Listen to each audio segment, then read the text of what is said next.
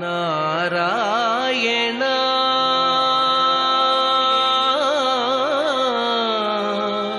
నారాయణ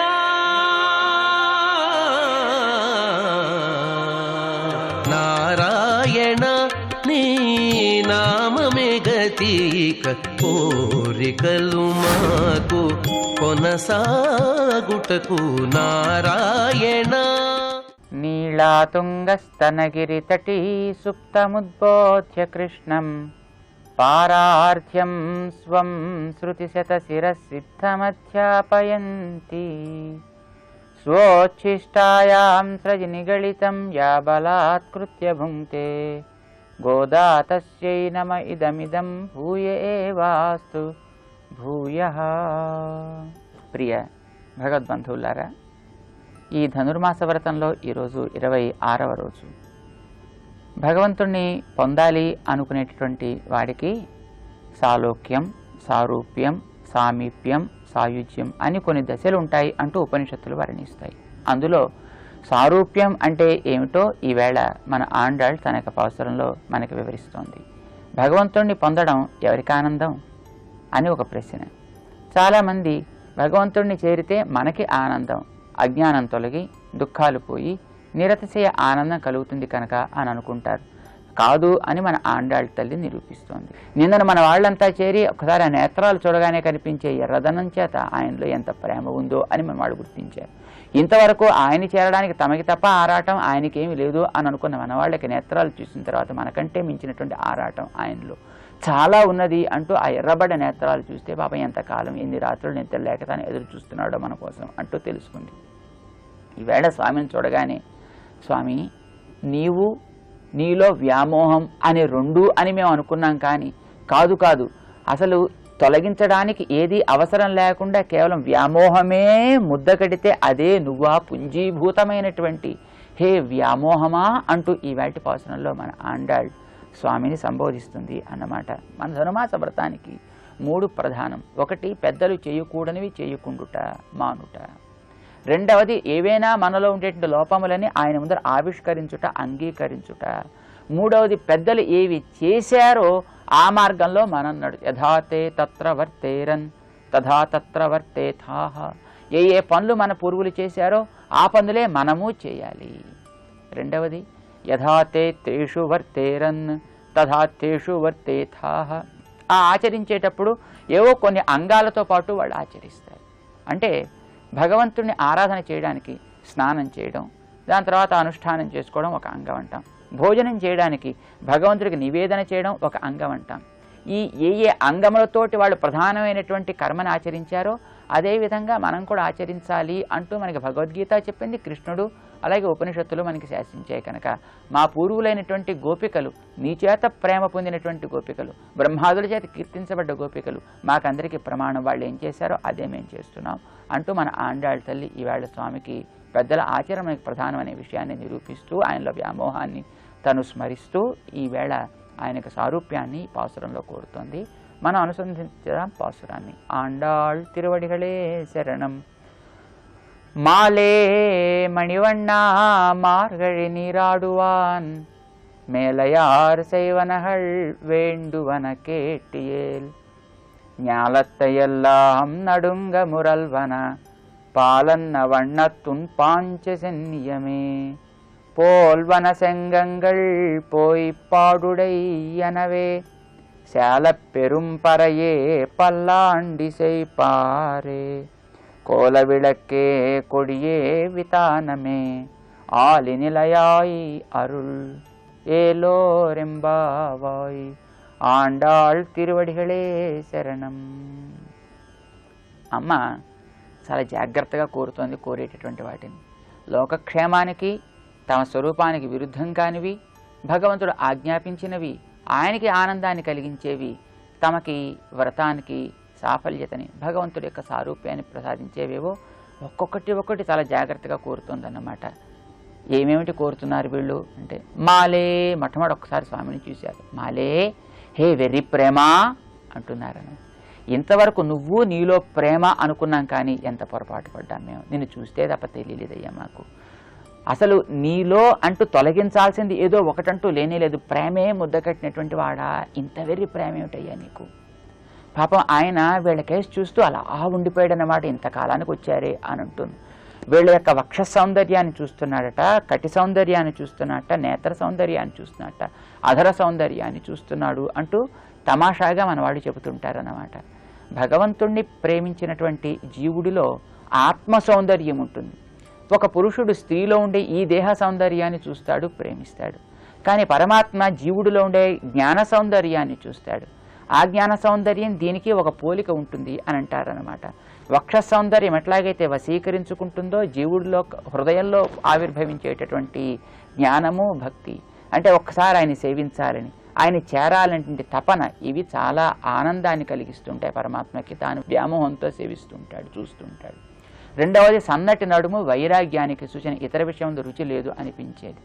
మూడవది అధర సౌందర్యము, మంచి నోటి శుద్ధికి, భగవంతుని కీర్తించేటువంటి పవిత్రమైనటువంటి వాక్ శుద్ధిని, దైవీ వాక్కుని తెలియజేస్తుంది.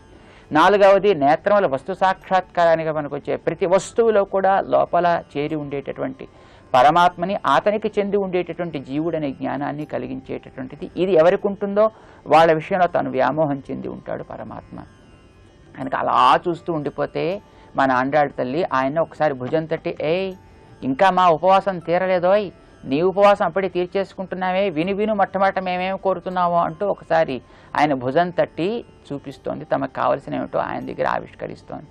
మాలే వెర్రి వ్యామోహమా అంటే ఒకసారి లేదు లేదు నాకు అలాంటిది ఏం లేదు, ఎలా తెలిసింది మీకు నాలో వ్యామోహం ఉందని అంటే ఏదో కొంచెం గాంభీర్యాన్ని ప్రకటించబోయాట స్వామి. తెలుస్తోందయ్యా నీలో ప్రేమ ఉందని.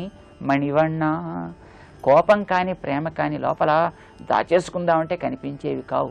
అయితే మనలో అవి దాగచ్చు. ఎందుకంటే మనది మనసు ప్రవృత్తి వేరు, మాట ప్రవృత్తి వేరు, చేత వేరు. కనుక మనకి లోపల కోపం వచ్చినా అంటూ పైకి నవ్వగలం, నవ్వొస్తున్న గాంభీర్యాన్ని మనం నటించగలం. కానీ పరమాత్మలో మనసులో బయటికి వేరువేరు ఉండవు, ఏకరూపంగా ఉండే రుజుత్వం కలిగిన వాడు కనుక లోపల ఏముందో అదే ఆయనలో ప్రకటించబడిపోతూ ఉంటుందన్నమాట. ఒకసారి చూస్తే ఆయనది దివ్య మణిపర్వతం లాంటి ఛాయ కదా, ఆ లోపల ఉండేటువంటి వ్యామోహం అంతా కాంతులేంటూ పైకి కనిపిస్తోంది. మణివಣ್ణ, మణి వంటి స్వభావం స్వరూపం కలవాడా. మణి ఎట్లాగైతే అందంగా ఆనందాన్ని కలిగిస్తూ కాంతులీనుతూ ఎవరికి పడితే వాళ్ళకి అందుతూ, అందిన వాళ్ళకి కొంగు బంగారం లాగా ఎంతో విలువ కలిగింది, కానీ కొంగులో చుట్టుకోవడానికి వీలుగా ఉంటుంది. అమ్మితే డబ్బు తెచ్చుకోవడానికి వీలవుతుంది, ఉంటే వ్యక్తి గౌరవాన్ని పెంచుతూ ఉంటుంది, రకరకాలుగా లాభాన్ని కలిగిస్తుంది మణి. అలాంటి వాడు పరమాత్మ కూడా. పరమాత్మను కూడా కొంతమంది సౌలభ్యాదులు చూసి ప్రేమిస్తారు, దృష్టి తగలకుండా కాపాడుకుంటారు. కొంతమంది ప్రార్థన చేస్తారు, కోరికలు పొందాలనుకుంటారు.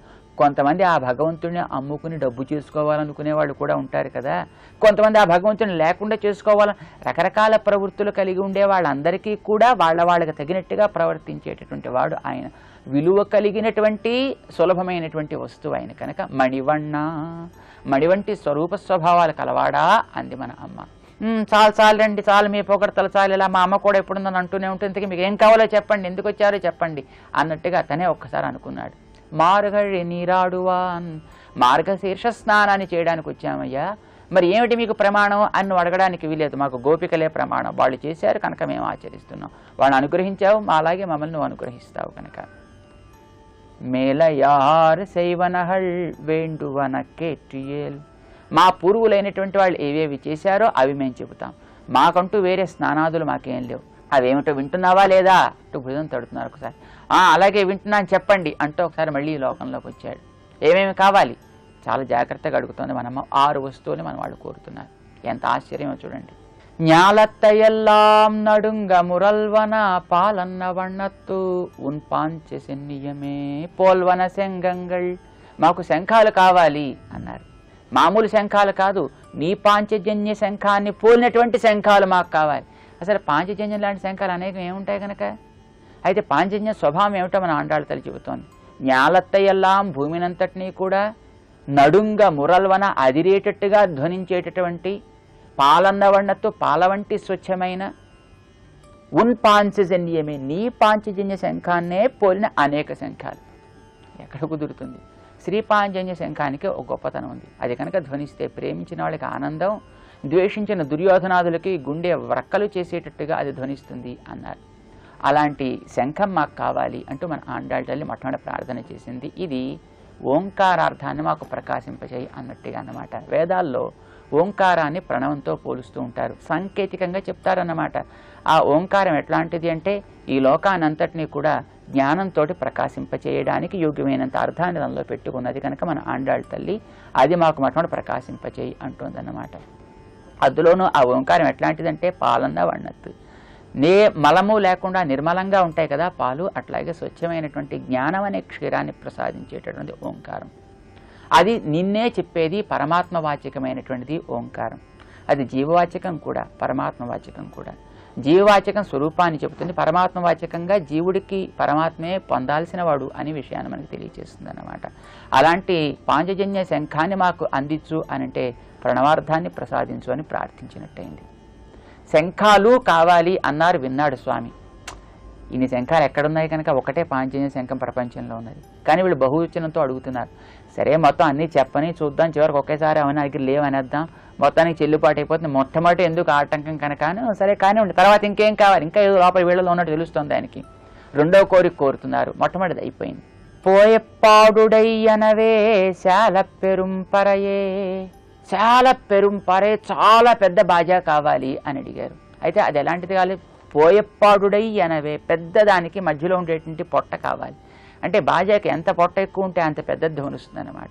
అట్లాంటి పెద్ద ధ్వని ఇచ్చేది మా కోటి కావాలి. అంటే అది ఒక పక్కన మనం వాయిస్తారు, రెండో పక్కన మనం వాయించవచ్చు. అది నడుము కట్టుకునేది, మధ్యలో కట్టుకునేది, ఇటు అటు వాయించేది. అలాగే అటు జీవస్వరూపాన్ని ఇటు పరమాత్మ స్వరూపాన్ని కూడా సంస్కరిస్తూ మధ్యలో ఆశ్రయించే భగవంతుణ్ణి మనం చేరాలి అనే జ్ఞానాన్ని సంస్కరిస్తూ ఉండేటువంటి అష్టాక్షరి మహామంత్ర మధ్య ఉండేటువంటి నమః అనేటువంటి పద అర్థం మాకు ప్రకాశింపచేయి.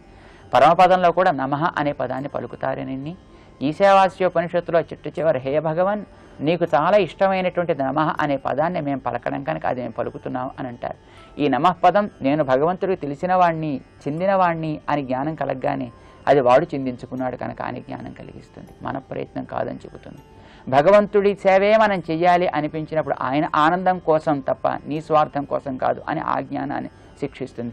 భగవంతుడినే నేను ఆశ్రయిస్తున్నాను అనగానే ఆయన ఆశ్రయింప చేసుకున్నాడు కనుక అనే జ్ఞానాన్ని సంస్కరిస్తుంది. అట్లాంటి ఓంకారార్థం వంటి ఆ ధ్వనించేటటువంటి దాన్ని మాకు ప్రసాదించు అని రెండవది అడిగారు. విన్నాడైనా. సరే తర్వాత ఏమిటో చెప్పండి, అలాంటివి ఏమున్నాయి కనుక చూద్దాం అని మూడవది అడిగారు అన్నమాట. తర్వాత పల్లాండి ఇసై పారే, పల్లాండు పాడే, నీకు ఎప్పుడు మంగళాశాసనం పాడుతుండేటటువంటి వారు మాకు కావాలి. ఎందుకంటే వీళ్ళు వ్రతానికి కదా పెడుతున్నారు, మరి మొట్టమొదటి మేళం వాయించుకుంటూ వెళ్ళాలి, లోకం దగ్గర తెలియాలి కదా. అవన్నీ కోరుతున్నట్టుగా లోపల మరొకటి ఏదో రహస్యంగా కోరుతున్నారనమాట. సరే చూస్తాం అన్నాడు. పల్లాండు పాడేవారు కావాలి, ముందర జై జయధ్వానాలు చేసేవాడు. కోల విళక్ వెడుతుంటే ఒక మంగళ దీపం మా పక్కన కావాలి, ఒక మొబైల్ దీపం కూడా పట్టుకుని వెళ్ళేటటువంటిది కూడా ఒకటి కావాలి, సంచార దీపం కావాలన్నారు. కొడియే మేము వస్తున్నట్టు దూరం వాళ్ళందరికీ కూడా తెలిసేట్టుగా ఒక పెద్ద ఎత్తైనటువంటి ధ్వజం ఒకటి కావాలి. వితానమే మేమంతా అలంకరించుకుని పెడుతున్నాం కనుక మా ఆభరణాలు ఏవి చిరిగిపోకుండా పైనుంచి మంచుపడి మా ఆభరణాలు అలంకరణ పోకుండా ఉండేట్టుగా ఒక చాందిని లాంటిది కావాలి. ఇవన్నీ చూస్తే పైకి ఏవో మామూలుగా వ్రత పరికరాలు అరుగుతున్నట్టున్నా లోపలేదో వీళ్ళు రహస్యంగా నీకు చెందినవి అని అడుగుతున్నారు కనుక తనకి మాత్రమే చెంది కేవలం మంగళం పాడింటే వాళ్ళు ఎవరుంటారు కనుక ఆలోచించాడు స్వామి. తనకి మాత్రమే చిన్న ధ్వజం గరుడ ధ్వజం అది కావాలంటున్నారు. తనకి మాత్రమే ఉండేటువంటి వితానం అంటే తాను ఎక్కడికి వెళ్ళినా ఇటోటు నడిచినా పైన ఉండేటటువంటి ఒక ఎండా వానంజర కాపాడే ఆదిశేషుడు కావాలి అని వీడు అడుగుతున్నట్టుగా ఉంది. తనకి మాత్రమే మంగళ దీపం లాంటిది అమ్మ కనుక బహుశా అమ్మ ఎప్పుడు తమతోటి ఎప్పుడు పురుషకారంగా ఉండాలని వీళ్ళు కోరుతున్నట్టుగా అడిగినట్టయింది. తనదే బాజా అది కావాలని, తన శంఖాన్ని కావాలని ఇవన్నీ అడిగినట్టయింది తనవి. అయితే ఇన్ని లోకంలో అనేకం లేవు శంఖాలు కనుక ఇవన్నీ ఇవ్వడం కుదరదు, అలాంటివి అనేకం లేవు కనుక అని చెప్పేశాడు. మన వాళ్ళు చెప్తున్నారు, హే స్వామిన్ నువ్వు అలా లేవడానికి వీల్లేదు, నీకు ఏది చేత కాదు కనుక ఆలిన్ ఇలయాయ్ అరుణ్, నీ రహస్యం మాకు తెలుసునయ్యా, నువ్వు కావాలనుకుంటే చేతకాంది లేదు, నువ్వు వద్దనుకుంటే ఇక మేము చేయగలిగింది అంతకంటే లేదు. ఎందుకోసం అంటే ఇంత ఈవేళ కనిపించే ఇంత విశ్వాన్ని కూడా ఒక చిన్న ముద్దగా చేసి చిన్నారి బొజ్జలో దాచుకుని అంత బరువైనటువంటి నువ్వు కూడా ఒక అప్పటికప్పుడు వికసిస్తూ ఉండేటటువంటి ఒక వటపత్రం మీద నీవు శయనించి ఉన్నావే. వాళ్ళ ఊళ్ళో ఉంటే వటపత్ర సాయి కదా శ్రీ విల్లిపుత్తూరులో కనుక ఆ రహస్యం మన ఆండాళ్ళ తల్లికి బాగా తెలుసును. ఆ వటపత్రం మీద పడుకుంటే ఎంతమంది ఎన్ని రకాలుగా భయపడిపోయారో, చుట్టూ ప్రళయార్ణవం వటపత్రం, చిన్ని పిల్లవాడివిగా అమాయకంగా ఉండే ముద్దుమొహంతో నువ్వును ఏమైపోతావో ఇటోటి దొర్లితే అని ఎంత బెంగపడ్డారో. కానీ నువ్వు అన్ని లోకాలు మింగి లోపల పెట్టుకోగలిగినావు, అన్ని లోకాన్ని నీలోంచే బయటకు సృజించి ఇంత జగత్తుని సృజించగలిగినావు. అది నీకు చేతనవునే. ఈ కోరినటువంటి వస్తువుని నీకు ఇవ్వడం చేత కాదా? కనుక నీ అనుగ్రహం ఉంటే మాకేమీ లభించకపోవడం అది లేదు. అది లేకపోతే మేము చేయగలిగింది లే, కనుక అరుళ్ నీ దయ అన్నారు అన్నవాళ్ళు. ఇలాగా భగవంతుడికి మాత్రమే అసాధారణమైన స్వభావాన్ని వాళ్ళు కోరారన్నమాట. అంటే ఓంకారార్థం కోరి, నమపదార్థం కోరి, నారాయణ స్వరూపంలో ప్రతిపాదించబడే భగవంతుడు, ఆయనకి మంగళం పాడేటటువంటి ఆయన కళ్యాణ గుణ కాంతిని మనవాళ్ళు ప్రార్థన చేస్తూ, ఆయన్నే ప్రతిపాదించేటటువంటి అది వేద సారమని తెలియచేస్తూ, అది ఎప్పుడు చెదిరిపోకుండా ఉండే అహంకార రాహిత్యాన్ని కోరుతూ భగవత్ సారూప్యాన్ని ఈనాటి పాసురంలో మన అమ్మ కోరింది. ఆండాళ్ తిరువడిగళే శరణం. జై శ్రీమన్నారాయణ. నారాయణ